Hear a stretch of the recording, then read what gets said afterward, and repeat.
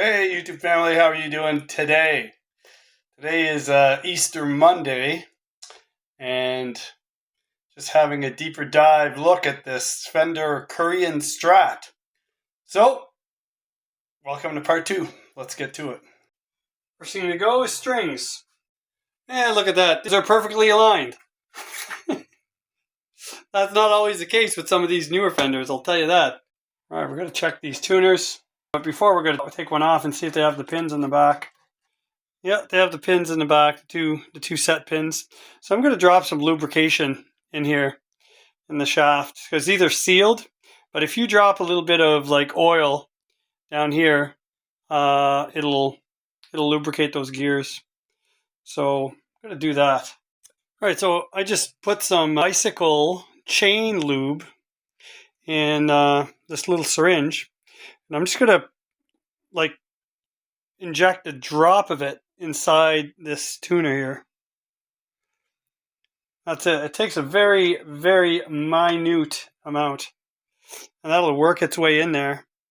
And you can just turn this, and you feel it getting smoother kind of immediately.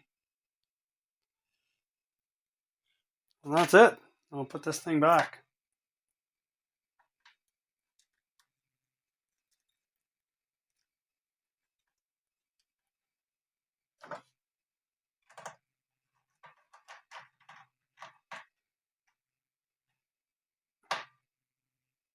There we go. Yeah, we're just going to do the exact same thing to all of these. Take a little drop. Right, push it up against the shaft. And that's it. Spinner.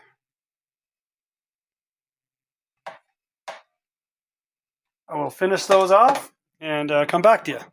Just tightening up this last one. Here we go. You know what? There's barely any play in these posts. So no need to change those tuners out. Just gotta snug up these tuner buttons. They are loose. Some places might tell you, hey, you got an old 80s Strat, or tell you, yeah, it's just junk. No, we'll give you $50 for it or whatever. Don't do it. From what I'm seeing so far, you hang on to your 80s anything, because it makes the 2000 models look like crap. Man, so far, man, this thing is well built. We're going to get rid of those. We're going to replace them with these. Way less contact with the spring with these little pins. There. I'll worry about the orientation once we put the strings on. Okay, let's take this neck off.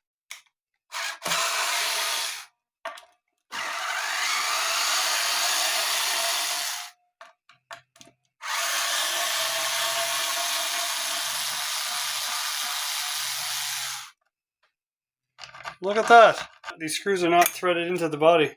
Place your bets. Is there a hole in the middle here? Yes, sir. Look at that. Wow. No chip paint or anything. I'm impressed. Nothing printed on the back of this plate. All right, let's see if this neck just falls off. Yep. But not a bad looking heel.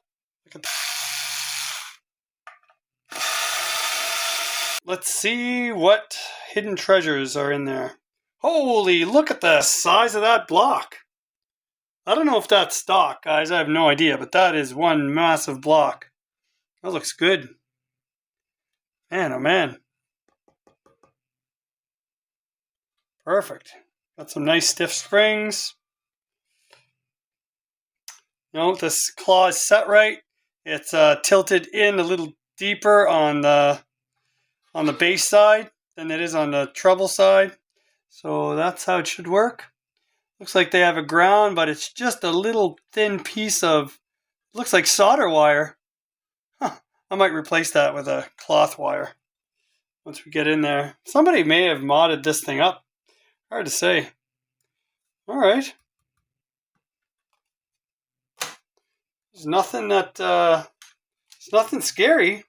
Oh, check out this neck pocket. It's painted. But look at it. Holy moly, it's super nice. Really nice. There's not a splinter in there or anything. Wow, man.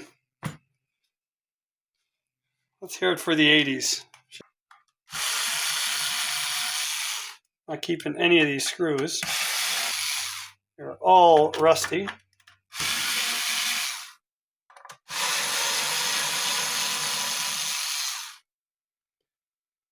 Just a typical jack, but soldered well and it looks pretty good. I cannot get this up. What's going on here?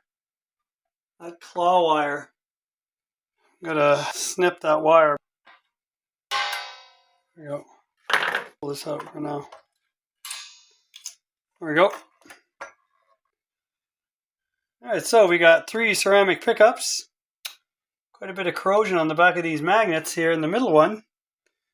But it works. So that's not really an issue. Then we have this great big switch. This is all stock. Here's this weird ground wire, which we'll get rid of. We'll replace that with a real wire. These wires all go to the switch. And then from the switch, we go to these tone pots here, which appear to not be working. So I will check out some schematics and see what we can do with those. I mean, that switch is working. It's sending signal, but these tone pots are not. So I'm not sure what's going on there. I'll figure it out. All right.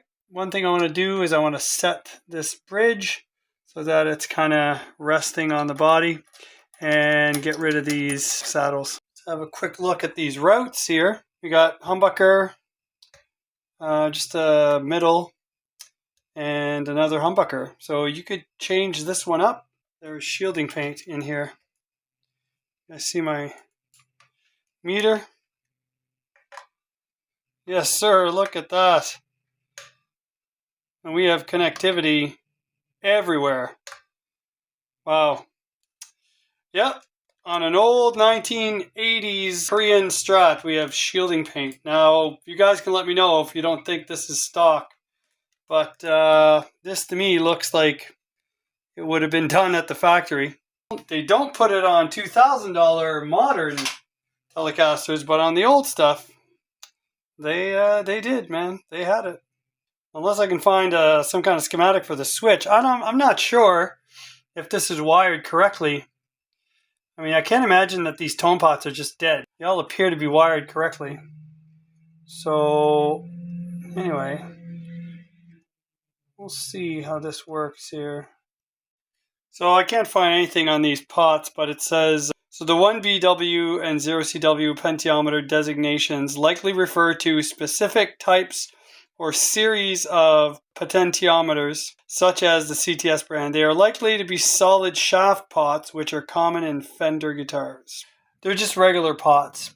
Just going to leave this stuff here. We're going to go work on the neck. This is very interesting. I just tried to clean the fretboard. This is not 7.25. See all the light under there? It's not 9.5. See all the light under there? It's not 10. It's not 12.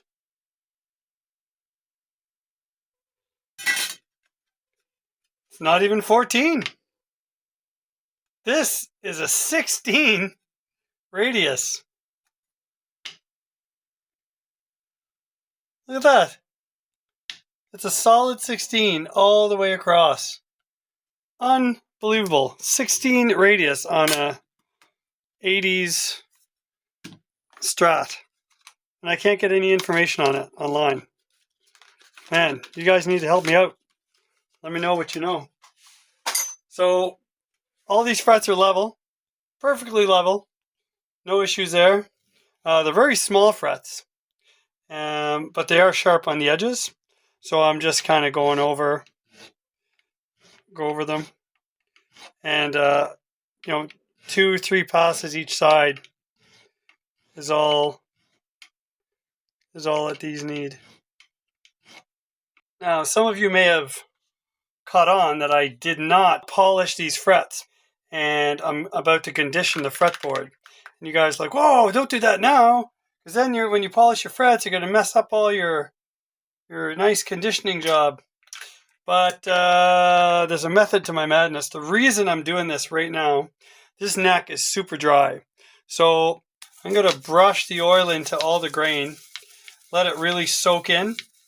Sometimes when you condition a super dry neck, I've noticed that the frets will move. Sometimes they become unseated, sometimes they shift. So it's not a big deal, but I don't like doing full crown and polish and then conditioning the neck and then finding out I have high frets, and then I have to, tap those frets that I just finished working on, and then I got to recrown them, polish them again.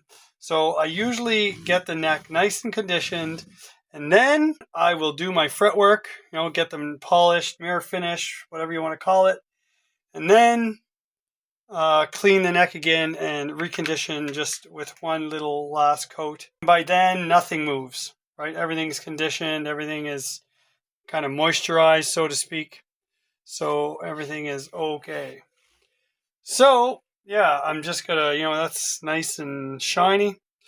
I'm gonna just let that sit and see what happens to that oil. Just finishing the final stages of polishing. And then we're gonna move on to the steel wool. And then this neck will be ready. I'm glad I conditioned it before I started doing this, because once I came back to it and all the oil had absorbed into the rosewood, there was some unlevel frets. So I've noticed that on a lot of different guitars, especially when the necks are dry. You do the neck work, you get all the frets level, then you do all your polishing, and then you condition the frets, and then you put the neck back on the guitar, and then you tune it all up, and then you set everything, and then you have fret buzz. I'm like, what's going on? Then I check, and sure enough, I got 2 or 3 unlevel frets in certain spots. And I'm like, what? I checked all that stuff. I think, the oil, and some people are going to say, well, you're using too much. Well, I just let the wood determine how much conditioning oil to apply. So if I put some on, and within seconds it's dry, that means that wood is thirsty. Right? It's sucking it right in. And when it sucks it into the pores, it probably makes its way to where the fret is in the notches. And depending on how tight those notches are, some of those frets might move. Anyway, it's happening. And if it's happening to me, it's probably happening to you guys. So double check. Once you've finished your necks and you've conditioned your board and you've applied a gracious amount of conditioning oil because the neck was so dry, double check that fretwork before putting it on, or you might be taking that neck off to do it again. Anyway, that's happened a few times, and I wasn't sure what was going on. I just brushed it off to just me not doing a good job of my frets the first time around. But then when it happened the second time and the third time, I'm thinking, all right, I don't claim to be a luthier by any means, but it's not my first rodeo, so to speak. So then I started paying closer attention. And sure enough, every time you condition a dry neck, you may find yourself with frets that were level, and then they are no longer level. So now when the neck is exceptionally dry, I condition it, let it sit for 24 hours. Then I check all my frets. Then I level them. Then I polish. And then I just, got to touch up the conditioning part of it. And then we're good. Then I don't have to worry about it. Maybe that'll help you. Maybe you guys will comment that I'm an idiot. Either way, I'm okay with it because I do what works here. And who knows? Maybe it's just a climate thing. Maybe my humidity levels here in Prince Edward Island, Canada are way different than yours. And, conditioning a neck might have some different effects due to lower levels this time of the year of humidity or higher levels of humidity in the summer than you guys may or may not have. All right, all done with the steel wool. So now just gotta clean this off a bit.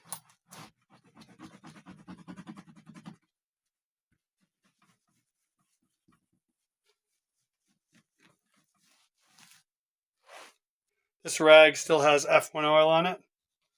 I'm just going to reapply quickly.